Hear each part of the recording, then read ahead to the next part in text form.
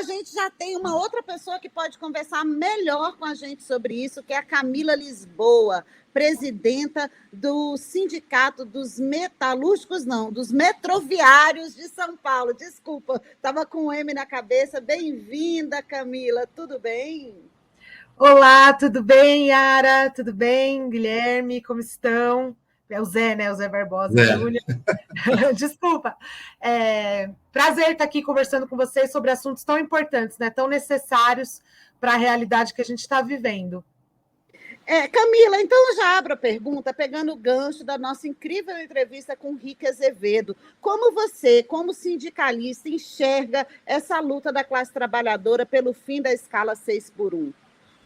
Olha, eu quero dizer para vocês, eu queria ter a oportunidade de falar isso para o Rick, ainda vou ter, que eu estou assim, extremamente orgulhosa e feliz e assim impressionada como é lindo o movimento da classe trabalhadora, né? Como é forte, né? A organização, a união da classe trabalhadora e que a organização e a união não têm donos.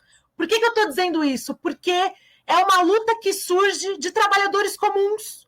Não surgiu de um sindicato, não surgiu de uma central sindical, embora seja uma luta, uma batalha histórica do movimento operário, da esquerda, que é a luta pela regulamentação da jornada de trabalho, né? Embora isso seja talvez as origens, né, de organização e de fortalecimento do movimento operário, essa luta hoje, no século XXI, hoje foi impulsionada por jovens trabalhadores criativos e que refletem a realidade da juventude trabalhadora, que está sujeita a péssimas condições de trabalho, a um regime de trabalho que eu considero semi-escravo, porque trabalhar 6 dias por semana consecutivos é desumano, como diz o Rick, né? Então, assim, eu estou impressionada e eu acho que o sindicalismo brasileiro tem que olhar para essa luta dessa forma. Eu quero aprender com eles, tá? Eu represento uma categoria hoje que não trabalha 6-1. É uma categoria organizada que lutou muito, né, pela redução da jornada. Na greve de 1988, os metroviários conquistaram a jornada de 36 horas. Né? Depois, isso foi atacado. Hoje já tem pessoas que trabalham 40 horas. Né? Mas, na mesma categoria, no mesmo local de trabalho, nós convivemos com trabalhadores terceirizados que trabalham no regime 5x1. Não é igual a 6-1, mas é um princípio também semelhante, que é o princípio de um dia só de folga, né? E eu desafio qualquer ser humano a conseguir trabalhar por anos continuamente com um único dia de folga, tá? Existe uma ideologia muito vendida hoje em dia pelo neoliberalismo. Não, de trabalho, você chega lá, tem que ralar mesmo, tem que se ferrar e tudo mais. Só que o patrão, o pequeno empresário, o grande empresário que vende essa ideia, né? O pequeno empresário não tem essa opção, não, mas o grande empresário, ele pode ter a opção de assim, olha, eu vou estender esse final de semana, vou trabalhar, vou esticar e tal, porque ele tem o domínio sobre a sua jornada e ele pode, no outro final de semana, esticar e fazer a sua viagem, né?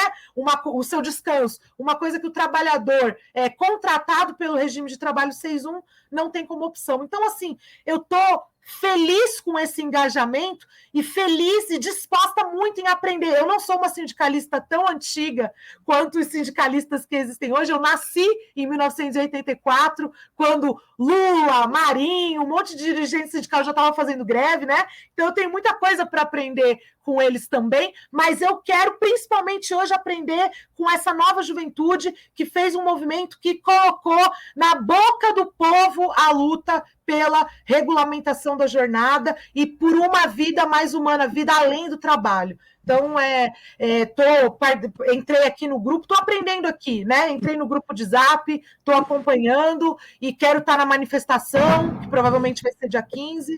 E é isso. Eu acho que o movimento sindical mais tradicional tem que olhar para isso com esperança, né? Não com medo de perder protagonismo, mas com esperança, né?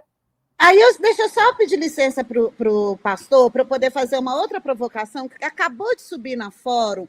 o posicionamento do ministro, que você cita aí na sua fala, Luiz Marinho, sobre essa questão da redução da jornada de trabalho, o fim da escala 6x1. Gui, dá uma subida aí para mim, ou não tá? Ele diz o seguinte, deixa eu ler aqui para vocês. Ele defende, desde que seja fruto de uma discussão que deve ser tratada em convenções e acordos coletivos. Ou seja, não seria por meio da PEC, que foi o que galvanizou todo esse movimento nas redes em prol do fim da escala 6x1. Como que você avalia esse posicionamento do ministro do Trabalho e Emprego, Camila? Não, assim, com todo respeito, eu acho que não é um bom posicionamento, tá? Por que eu vejo de forma crítica? Porque, veja, com a reforma trabalhista aprovada em 2017, já implementada, as negociações das convenções coletivas foram extremamente enfraquecidas, né? A reforma trabalhista abriu a possibilidade de enfraquecer o processo coletivo de negociação de todos os itens da vida de trabalho das pessoas, né? Então, não passa muita segurança ou muita credibilidade de que as convenções coletivas assegurem, né, a diminuição da jornada de trabalho, né? Pelo contrário, eu acho que isso acaba isolando a batalha, né? Porque, assim, vamos comparar, é mais fácil que os trabalhadores balconistas de farmácia, que os trabalhadores do comércio, que os trabalhadores dos bares e restaurantes, né, dos diversos serviços que são muito adeptos da escala 6.1, é mais fácil que eles consigam reduzir a sua jornada de trabalho lutando isoladamente ou se articulando nacionalmente para mudar a lei do nosso país. O que é mais fácil? Né? Eu acho que é mais fácil, não, né? Mas é o que dá mais força, né? O que dá mais força? Eu acho que é uma união do conjunto dessas categorias, né? E eu acho que, assim, isso também coloca um debate para a sociedade brasileira num momento em que em outros países, é verdade, são países diferentes, né? Na Europa e tal, estão pautando a redução da escala 5.2, né? Que é a escala mais comum, né? De 5 dias da semana e o final de semana de folga, né? Então, eu acho que tem mais apelo, tem mais força se adequa a Constituição do país para um sentido mais humanitário, que é permitir que as pessoas possam ter mais de um dia de folga, né? Não tem como você falar, não, você tem que viver com a sua família, tem que defender a família e falar para um trabalhador que ele só vai ter um dia para ficar com a família, para limpar a casa, porque vamos combinar, né? As principais pessoas que cumprem essa escala hoje no nosso país são mulheres negras, né? Mãe solo, né? Tem muita mãe solo que faz essa jornada. Então, assim, eu acho que o governo federal, né, tinha que engajar e fortalecer essa iniciativa, né, de aprovação, né? Hoje, eu sei que ontem nós fomos dormir, eu estou acompanhando aqui os dados aqui do grupo, né? Estou só acompanhando, eu não sou protagonista disso, não, estou só acompanhando feliz e admirada. Mas eu sei que ontem nós fomos dormir, tinha cerca de 70 e poucos deputados federais assinando a PEC, parece que chegou em 108 agora, o que é muito bom, né? Tem que chegar em 171. Eu sei que faltavam alguns deputados do PT, muito provavelmente avançou exatamente entre os deputados da esquerda, né? Eu acho que isso é muito importante. E esse é o sentido da esquerda. Nós temos que falar para o povo das periferias, para as pessoas, né, que votaram na eleição na extrema-direita, no centrão e tal, que quem sempre lutou por uma jornada de trabalho digna e humana foi a esquerda. Não foi a extrema-direita, a prova está aí. O Nicolas Ferreira está lá no Congresso, o Marco Feliciano, o Eduardo Bolsonaro, eles estão lá no Congresso falando que o povo tem que trabalhar 6 dias por semana consecutivo, sendo que eles não trabalham isso, né? Ou que eles têm total domínio sobre a jornada de trabalho deles, né? Então, eu acho que a gente tinha que se identificar totalmente com essa luta. O governo Lula, o Marinho, todo mundo que é identificado com a luta trabalhista, com a causa trabalhista, com a luta sindical, com o movimento sindical. Eu acho que a gente tinha que abraçar essa luta e garantir esse avanço. Isso é muito importante. Isso ajuda a enfraquecer a extrema-direita. Isso ajuda a enfraquecer a extrema-direita, né? Pastor? Não, eu estou aqui admirado, né? E feliz em ouvir a Camila, primeiro porque é é uma liderança jovem no meio sindical que já é uma novidade, né? Não é bem a novidade, né? Eu já fui de dois grandes sindicatos assim, e sei como é que estão essas lutas, mas fico feliz em ver, e principalmente duas coisas que a Camila falou aqui que eu acho que devem ser destacadas, né? Uma, quando ela fala assim, não ser protagonista. Eu acho que uma coisa que tem enfraquecido muito a esquerda em muitos momentos é essa coisa do protagonismo, né? De quem é o protagonista. Porque não é o meu sindicato que está tomando conta disso, não é a minha central sindical, então não vai ter tanto apoio. Caramba, é a hora de juntar todo mundo. É a hora de... Já que o negócio pegou, vamos aproveitar isso. É hora de reforçar, inclusive, os sindicatos.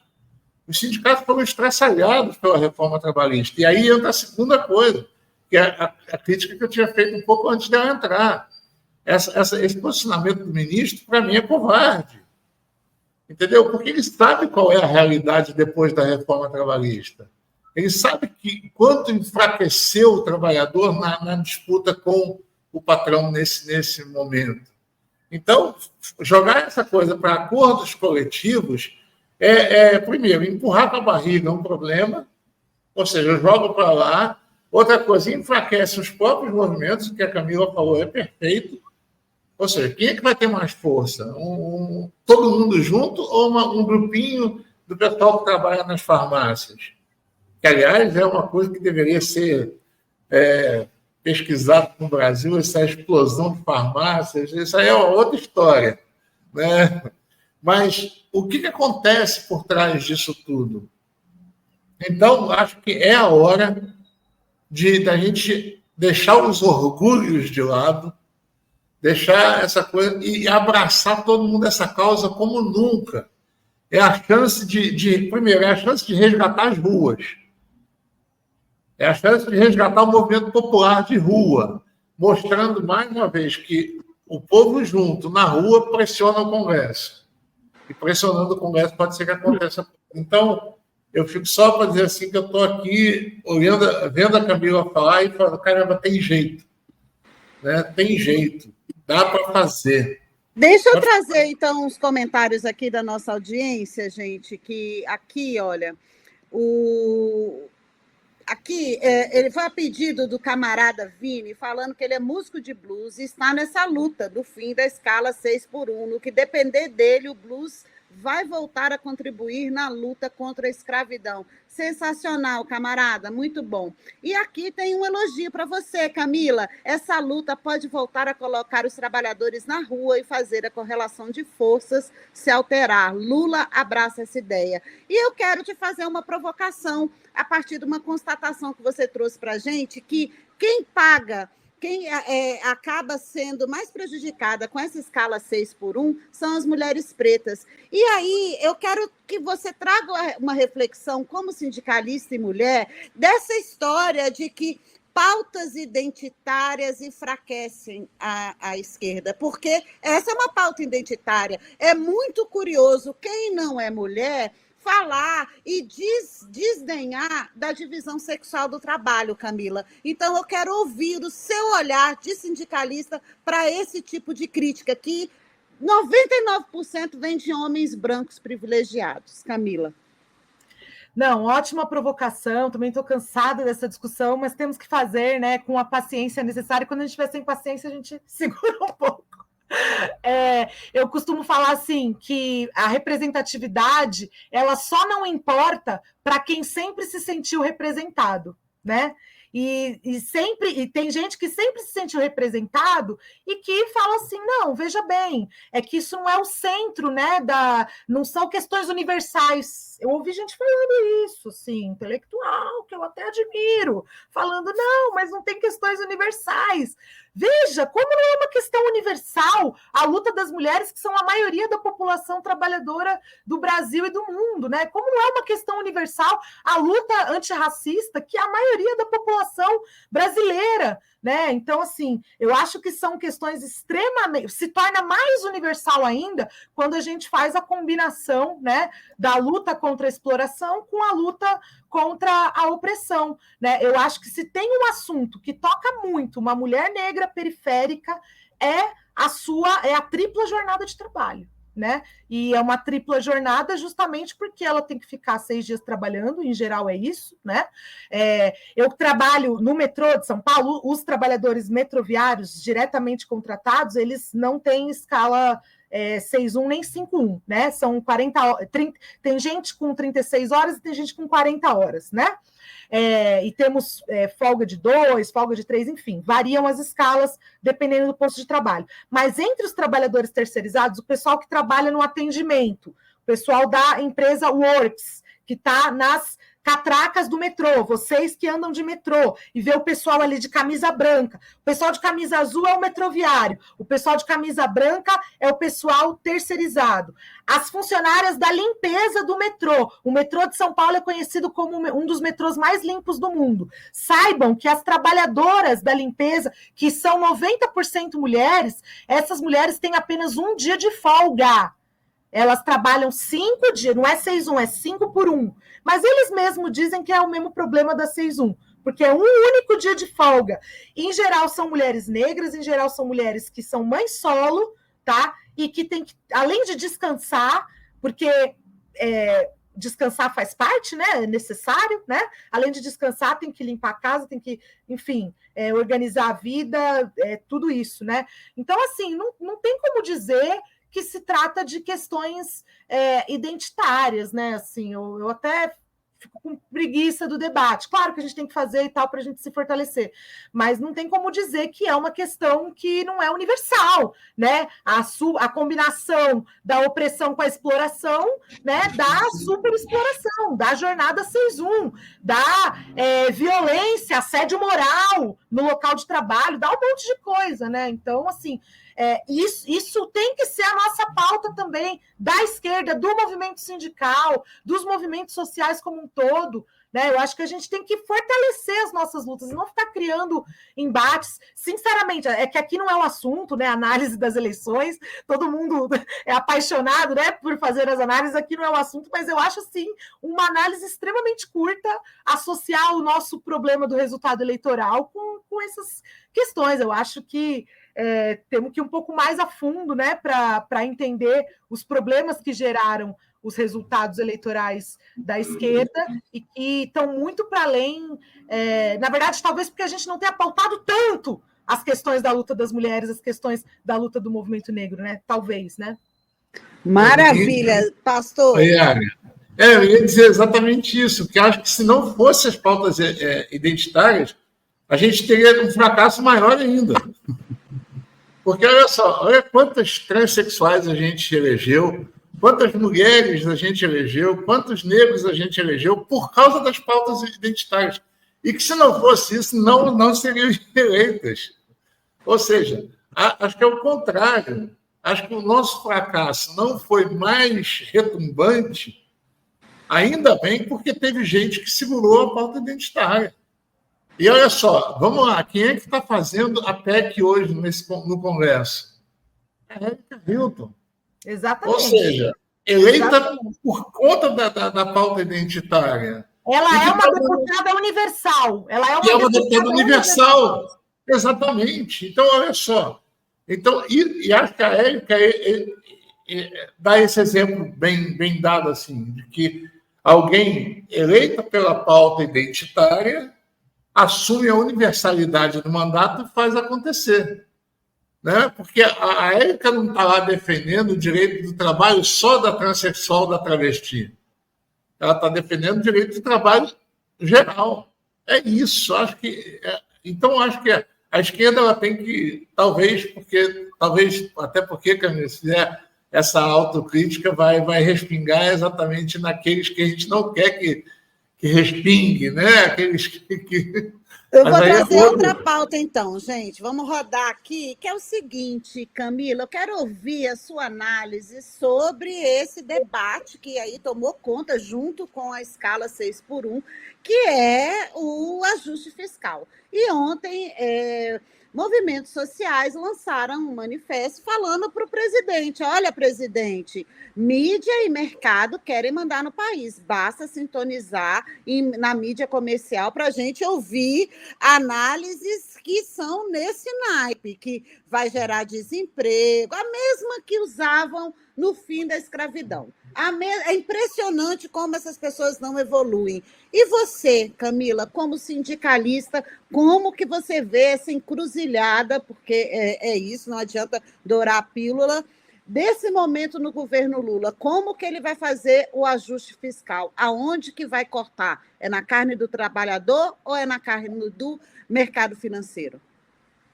Então, na verdade, a mídia corporativa, né, e o mercado financeiro querem que corte na carne do trabalhador, né? A mídia corporativa, ela fantasia de notícia a sua pressão, a sua reivindicação, né? Tem que cortar gasto, né? E fica falando da análise lá do que o INSS está fazendo sobre as pessoas que recebem o BPC, né? Ao mesmo tempo em que essa mídia corporativa e o próprio mercado financeiro e seus representantes no Congresso Nacional vetaram, né, a proposta de taxação dos super ricos, né? Uma proposta de taxação que não ia mexer com a pessoa que tem uma casa própria, né? Com o cara que tem a Renegade, né? Não ia mexer com isso, ia mexer com os grandes bilionários mesmo do Brasil, né? Então, assim, na verdade, o que está acontecendo a gente sabe que o governo Lula é um governo de frente ampla, né? Tem setores representantes do capital e que pressionam no sentido de fazer ajuste fiscal, de cortar o que eles chamam de gastos, né? E esses setores que pressionam, eles têm a mídia, eles têm os bancos, eles têm o agronegócio, né? E essa pressão está violenta, né? Essa pressão, a narrativa de que o governo vai fechar no vermelho, está gastando muito, tal. Toda essa narrativa ela precisa ser contrabalanceada com a força dos movimentos sociais que representam majoritariamente os anseios das pessoas que elegeram Lula. Lula não foi eleito no nosso país, de verdade, sinceramente. O anseio do grande povo não foi, porque ele fez, ele chamou, chamou o Alckmin para o governo, chamou a Simone Tebet para o governo. Não foi por isso que o Lula foi eleito como anseio do povo. Como anseio do povo, foi a vontade da vida melhorar, né? Tem a brincadeira da picanha, mas a picanha como símbolo das pessoas poderem comer e não ter fila do osso, como a gente viu durante o governo Bolsonaro, né? E teve medidas e propostas que foram eleitas nas urnas que ainda não foram implementadas. Por exemplo, a isenção do imposto de renda para as pessoas que ganham até R$5.000. O governo já fez essa isenção para a parcela que ganha até 2.600 e pouco, né? Mas precisa avançar para quem ganha até R$5.000. Isso faz uma diferença danada na vida das pessoas que ganham R$4.000, R$5.000, porque esses não são salários altos no nosso país. São salários de gente muito raladora, né? E que termina o mês fazendo conta se não termina no vermelho. Então, eu acho que são medidas que o governo tem que fazer, né? Mas de onde vai sair o dinheiro? Teve alternativas para sair o dinheiro. A própria taxação dos super ricos, né? Tem também uma coisa que a mídia não fala, que é a taxa de juros altíssima, né? A mídia só passa pano, na verdade, para as declarações do Campos Neto, né? Que só fala bobagem, né? Hoje eu vi que ele falou uma outra bobagem lá, que a Folha de São Paulo compartilhou, depois eu vejo aqui direitinho a manchete, né? Então, eu acho que, assim, o que os movimentos sociais precisam fazer é mostrar que é possível uma governabilidade do governo de esquerda com a força dos movimentos sociais, que representam o anseio do povo que é da vida melhorar. O povo quer emprego, quer saúde, quer educação. O povo ainda não sentiu os dados positivos da economia. Existem dados positivos da economia. Nós estamos numa situação estatisticamente de pleno emprego. Isso é muito importante. A inflação está menor do que se previa. O PIB vai ser maior do que se previa. Isso é muito importante. Mas o povo precisa sentir isso. Não adianta só passar essa informação no Jornal Nacional, mas a pessoa vai comprar um pó de café e tá R$30? Não dá, entendeu? Então, eu acho que a gente... esse manifesto ele é muito importante, ele representa vários movimentos sociais, ele não representa apenas o movimento sindical ou outro movimento, ele representa um conjunto de movimentos sociais, e eu acho que a gente tem que fazer essa contrapressão. Neste sentido, fiz uma crítica aqui ao ministro do Trabalho, né, antes, sobre o tema da 6.1, vou fazer um reconhecimento, ele fez uma crítica dura, né, falou que não quer deixar que ataque direitos e tal, vamos reconhecer, né, essa batalha que ele deu. Aí tem aí eu não sei quais são os bastidores do debate dentro do governo, né? As polêmicas internas ao PT, isso a gente vai acompanhando aí pela notícia, mas acho que nós dos movimentos sociais, temos que fortalecer o polo que acredita que não pode ter ajuste em cima do povo trabalhador, em cima da saúde e da educação, né? Porque ajuste fiscal em cima da saúde e educação significa destruir o SUS, significa destruir as escolas públicas, né?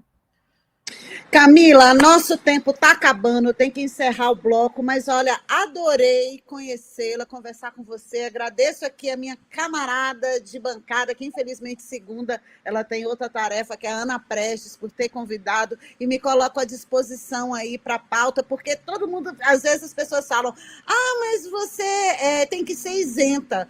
Eu sou isenta para o lado da classe trabalhadora. Tem gente que é isenta para o lado da Faria Lima, a minha isenção é do lado da classe trabalhadora.